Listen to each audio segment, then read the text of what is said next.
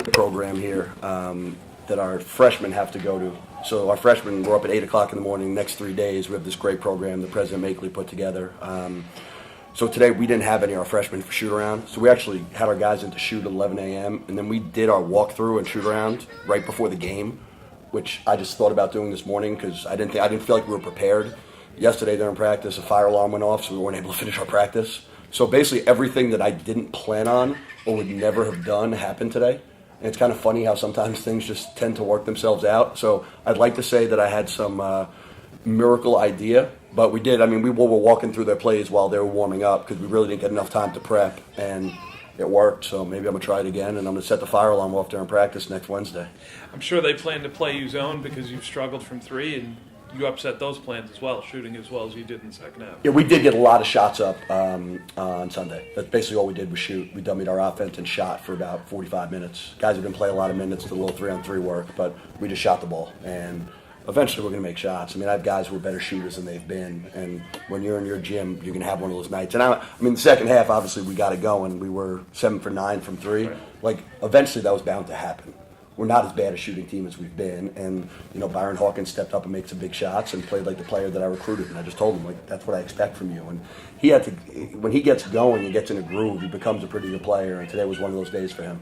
I thought you had maybe one bad pick and roll today where you got on Juan a little bit about his help, but today it looked like it was a lot better. Your forwards looked like they were hedging better. Did they kind of get the message when you showed them the film of how bad it was on Saturday? Yeah, I mean, I dug into them pretty good about our ball screen defense, and it wasn't even as much guarding the ball. It's our weak side and our guys splitting the floor and our communication in the back of our ball screen coverage. And we really talked about being physical and being the aggressors today. I think our guards did a better job of really getting up into the ball in our ball screen coverage and getting over screens. I thought our chests were to the sideline. The things we teach, things we teach them to do, they did today. And obviously they have very good guards in France. They're picked to win the league. So they have 2 preseason first-team all-league guys, and I think we did a pretty good job defending them. And we threw a little zone in there, which I think we haven't played in quite a while, which really, I think, kept them kind of off balance. So it's something that worked for us today and something we'll probably do a little bit moving forward. The last 2 buckets of the first half, how important to take it from 8 to 4 there? Huge for me. I was frustrated. I thought we were getting good shots, and we just couldn't bury one. And again, we had some bad turnovers in the first half, which were something we're trying to clean up.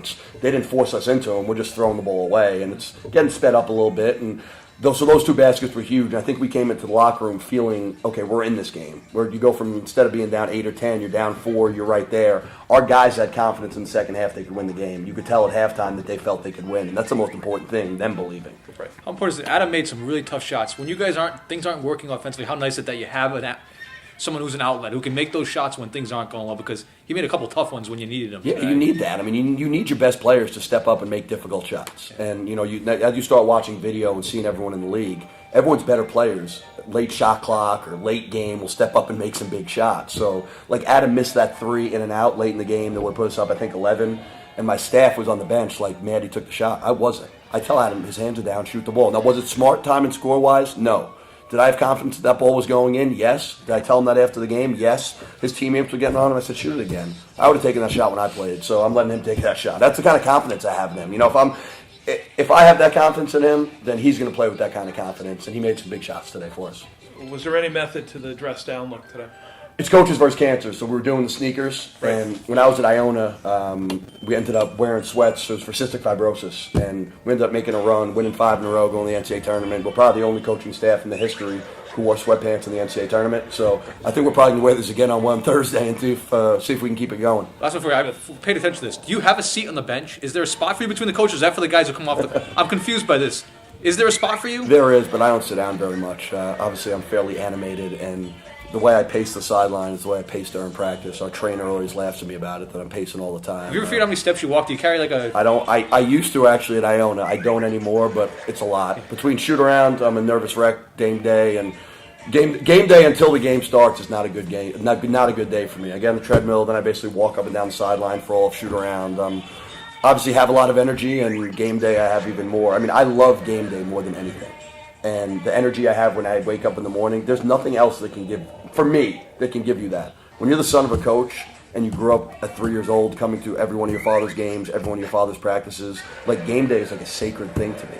So I love game day. There's nothing else in the world that can give you the rush and the energy that coaching a basketball game or playing a basketball game can give you. So I usually have energy to begin with. On game day, I'm jumping through the roof because I want to play. When does it burn off for you? When do you finally kind of get back to where normal Jared? About 3 o'clock in the morning. Win or lose, I'm not going to sleep tonight. I'll watch some video. Thankfully, we have a few days, watch some other college games, and lay on my couch and stare at the ceiling for a while. I'm kind of wired a little different where I don't need a ton of sleep, and especially after a game, I'm going to be wired for quite a long time still. Thanks, Coach. Thanks on 3. My teammates had confidence in me to shoot the ball. Coach is telling me to shoot the ball when I'm open. I just got open shots and took advantage of them. When you're a scorer, and you obviously are, what's it like to be on a run like that, where one goes down, then the next one, then the next one? That's exactly what it takes. Once you see that first shot going, it's just like, and then you're just playing. After that, you just got to see one go down, and then it's just you take off from there. Bash, as the captain of this squad here, what was the message after Saturday? You didn't have much time to get ready. It was a really tough loss following another tough loss last week. What did you say to each other? We had to be more physical than the other team. You know, when Robert Morris came in here, they definitely out-toughed us, and we definitely were upset about that. We definitely talked about it after the game, and second half we were tough, but we got to come out the gate, and that was one of our focal points today. Like we definitely out-toughed St. Francis today. Like we said to Jared, the 2 buckets at the end of the first half to take it from 8 to 4, he felt like that was a completely different locker room than it would have been if it was an 8-point game.